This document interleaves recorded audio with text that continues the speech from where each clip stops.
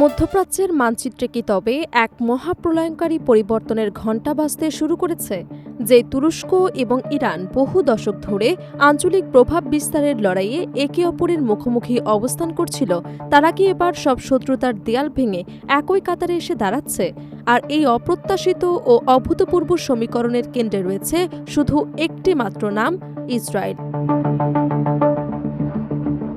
সিরিয়ার মাটিতে ঘটে যাওয়া একটিমাত্র সামরিক হামলা কিভাবে মধ্যপ্রাচ্যের বহু পুরনো ও জটিল রাজনৈতিক হিসেব নিকেশ মুহূর্তের মধ্যেই বদলে দিতে পারে, তার এক নতুন এবং ভয়ঙ্কর উদাহরণ এখন বিশ্ব প্রত্যক্ষ করছে। সম্প্রতি সিরিয়ার উত্তরাঞ্চলের কৌশলগতভাবে অত্যন্ত গুরুত্বপূর্ণ আবু আল দোহর বিমান ঘাঁটিতে এক ভয়াবহ বিমান হামলা চালায় ইসরায়েলি যুদ্ধ বিমান। একের পর এক ক্ষেপণাস্ত্রের আঘাতে তছনছ হয়ে যায় ঘাঁটির রানওয়ে ও মূল সামরিক অবকাঠামো। হামলার পরপরই ইসরায়েলি প্রতিরক্ষা সূত্র থেকে চাঞ্চল্যকর দাবি করা হয় তুরস্ক নাকি সেখানে তাদের অত্যন্ত আধুনিক ও দূরপাল্লার আকাশ প্রতিরক্ষা ব্যবস্থা মোতায়েনের চূড়ান্ত প্রস্তুতি নিচ্ছিল। তেল আবিবের মূল আশঙ্কা ছিল এই রাডার এবং ক্ষেপণাস্ত্র প্রতিরক্ষা ব্যবস্থা একবার সক্রিয় হয়ে গেলে সিরিয়ার আকাশে ইসরায়েলি বিমান বাহিনীর অবাধ বিচরণ ও সামরিক একচ্ছত্র আধিপত্য চিরতরে বন্ধ হয়ে যাবে। তবে আঙ্কারা এ দাবির তীব্র প্রতিবাদ জানিয়েছে। এ ঘটনাকে কেন্দ্র করে আঙ্কারা এবং তেল আবিবের মধ্যে উত্তেজনা এখন তুঙ্গে। কিন্তু সবচেয়ে বড় শঙ্কার বিষয় হল এই একটি ঘটনায় তুরস্ক এবং ইরানকে এক অদৃশ্য সুতোয় বেঁধে ফেলেছে। তাদের মধ্যকার সামরিক ও কৌশলগত সহযোগিতা ইতিহাসের যে কোনো সময়ের চেয়ে দ্রুত গভীর হবার সম্ভাবনা তৈরি হয়েছে। সিরিয়ার দীর্ঘস্থায়ী গৃহযুদ্ধের সূচনালগ্ন থেকেই নিজের সীমান্ত নিরাপত্তা ও রাজনৈতিক প্রভাব বজায় রাখতে দেশটির উত্তরাঞ্চলে বিশাল সামরিক উপস্থিতি বজায় রেখেছে তুরস্ক। অন্যদিকে সিরিয়ার শাসক গোষ্ঠীকে টিকিয়ে রাখতে এবং ইসরায়েলের ঠিক নাকের ডগায় নিজস্ব শক্ত ঘাঁটি গড়তে দেশটির দক্ষিণাঞ্চলে নিজেদের আধিপত্য বিস্তার করে রেখেছে ইরান। আবার একই সময়ে কৌশলগত সুবিধার জন্য ইসরায়েলও নিয়মিত সিরিয়ার আকাশে সামরিক অভিযান চালিয়ে আসছে। এর ফলে একটি সার্বভৌম দেশের ভূখণ্ডে মধ্যপ্রাচ্যের একাধিক পরাশক্তির মুখোমুখি সামরিক অবস্থান পুরো অঞ্চলের শান্তিকে এক বিষাক্ত সুতায় ঝুলিয়ে দিয়েছে। ইসরায়েলের পক্ষ থেকে তুরস্ককে বহুবার সতর্ক করা হয়েছে যেন তারা সিরিয়ার দক্ষিণাঞ্চলে আর বেশি দূর অগ্রসর না হয়। কিন্তু আঙ্কারার শাসক রিসেপ তাইয়েব এরদোয়ানও এবার কোনো নরম বার্তা দিচ্ছে না।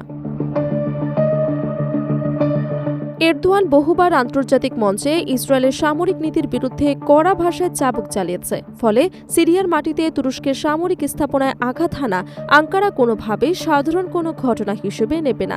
ইসরায়েল হয়তো ভেবেছিল এই আগাম হামলার মাধ্যমে তুরস্ককে পিছু হটতে বাধ্য করবে, কিন্তু ভূরাজনীতির নিয়ম বলে অতিরিক্ত চাপ অনেক সময় উল্টো ফল বয়ে আনে, আর এই উল্টো ফলের মূল লাভজনক পক্ষ হয়ে উঠেছে তেহরান। ঐতিহাসিকভাবে তুরস্ক এবং ইরানের মধ্যে মতাদর্শগত ও ভূরাজনৈতিক অনেক মতপার্থক্য রয়েছে, কিন্তু দিন শেষে মুদ্রার উল্টো পিঠে রয়েছে বিশাল অর্থনৈতিক, জ্বালানি এবং নিরাপত্তাগত স্বার্থ। তুরস্কের অর্থনীতির চাকা সচল রাখতে ইরানের প্রাকৃতিক গ্যাস এবং জ্বালানি অত্যন্ত গুরুত্বপূর্ণ। পাশাপাশি সীমান্ত নিরাপত্তা রক্ষা এবং বিচ্ছিন্নতাবাদী সশস্ত্র কুর্দি গোষ্ঠীগুলোকে দমন করার ক্ষেত্রে তেহরান এবং আঙ্কারার নিরাপত্তার লক্ষ্য পুরোপুরি এক। সিরিয়া ইস্যুতে ইসরায়েলি আগ্রাসন যদি এভাবে বাড়তে থাকে, তবে নিজেদের স্বার্থ রক্ষায় তুরস্ক ও ইরানের এই সুপ্ত বন্ধন প্রকাশ্যে সামরিক জোটে রূপ নিতে বাধ্য। আর এরই মধ্যে কূটনৈতিক পাড়ায় চাউর হয়েছে আরও এক বড় এবং তোলপাড় সৃষ্টিকারী খবর, এক শক্তিশালী মুসলিম সামরিক জোটের গুঞ্জন। বিভিন্ন গোয়েন্দা ও কূটনৈতিক বিশ্লেষণে দাবি করা হচ্ছে সৌদি আরব, পাকিস্তান এবং তুরস্কের সমন্বয়ে একটি যৌথ প্রতিরক্ষা কাঠামো তৈরির নেপথ্যে আলোচনা অনেক দূরে গিয়েছে। এমনকি পরমাণু শক্তিধর পাকিস্তানের পরমাণু ছাতা এবং সামরিক শক্তির পাশাপাশি এই প্রস্তাবিত জোটে ইরানকেও অন্তর্ভুক্ত করার এক প্রচ্ছন্ন ইঙ্গিত রয়েছে। যদিও এমন কোনো আনুষ্ঠানিক চুক্তির পূর্ণাঙ্গ রূপ এখনও আন্তর্জাতিক দলিলে প্রকাশ পায়নি, তবু একটি চিন্তা করুন, যদি তুরস্কের সর্বাধুনিক ড্রোন ও বিমান প্রযুক্তি, ইরানের ভয়ঙ্কর এবং সুনির্দিষ্ট লক্ষ্যভেদী ক্ষেপণাস্ত্রের বিশাল ভাণ্ডার, সৌদি আরবের অঢেল অর্থ ও বিশাল প্রতিরক্ষা বাজেট এবং পাকিস্তানের সুবিশাল সুসংগঠিত পারমাণবিক ও স্থলবাহিনী একযোগে এক ছাতার নিচে দাঁড়ায়, তবে মধ্যপ্রাচ্য তো বটেই, পুরো বিশ্বের সামরিক শক্তিসাম্য চিরতরে বদলে যাবে।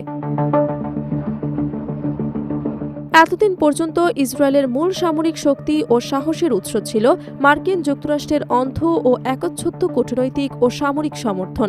কিন্তু তুরস্ক যদি ইরানের সাথে সরাসরি সামরিক এবং কৌশলগত অক্ষ গঠন করে, তবে ইসরায়েলকে তার ইতিহাসে প্রথমবার একসাথে একাধিক সামরিক পরাশক্তির মুখোমুখি হতে হবে।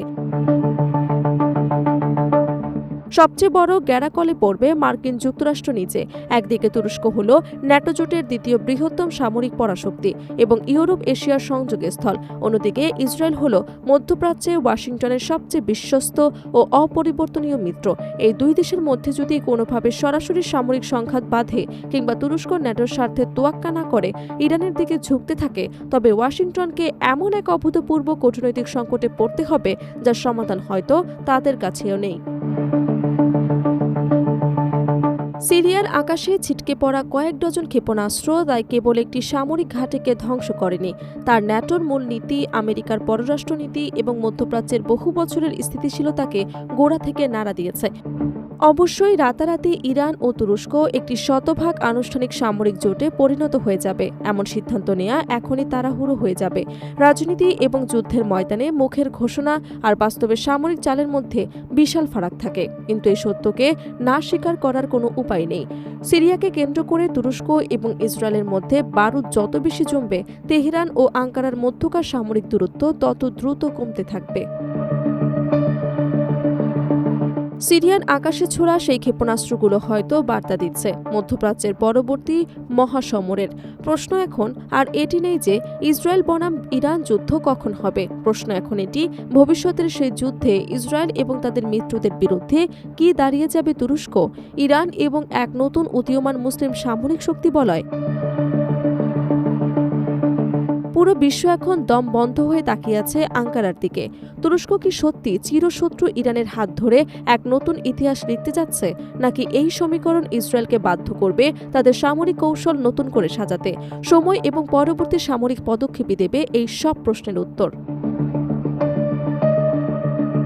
সিরিয়া পরিস্থিতিকে কেন্দ্র করে এই নতুন সামরিক টানাপোড়েন শুধু মধ্যপ্রাচ্যের সীমান্তেই সীমাবদ্ধ থাকছে না, বরং এর প্রভাব বিশ্ব অর্থনীতি ও বৈশ্বিক ভূ রাজনীতিতেও সুদূরপ্রসারী ঢেউ তুলছে। বিশেষ করে তেল ও গ্যাস সরবরাহকারী রুটগুলোর ওপর এই অঞ্চলের নিয়ন্ত্রণ অত্যন্ত সংবেদনশীল। তুরস্ক এবং ইরান যদি অর্থনৈতিক অব্যাপ্তি কাটিয়ে একে অপরের সঙ্গে প্রতিরক্ষা ও বাণিজ্য আরও শক্ত অবস্থান নেয়, তবে তা আন্তর্জাতিক জ্বালানি বাজারেও বড় ধরনের পরিবর্তনের উত্থান পতন ঘটাতে পারে। লোহিত সাগর ও পারস্য উপসাগরের মতো গুরুত্বপূর্ণ সামুদ্রিক বাণিজ্যিক পথগুলোর নিরাপত্তা রক্ষায় ওয়াশিংটন এবং তার পশ্চিমা মিত্ররা এতদিন যে প্রভাব ধরে রেখেছিল, আঙ্কারা ও তেহরানের এমন অভিন্ন রাজনৈতিক অবস্থান সেই প্রভাবকে বড় ধরনের চ্যালেঞ্জের মুখে ফেলে দিচ্ছে।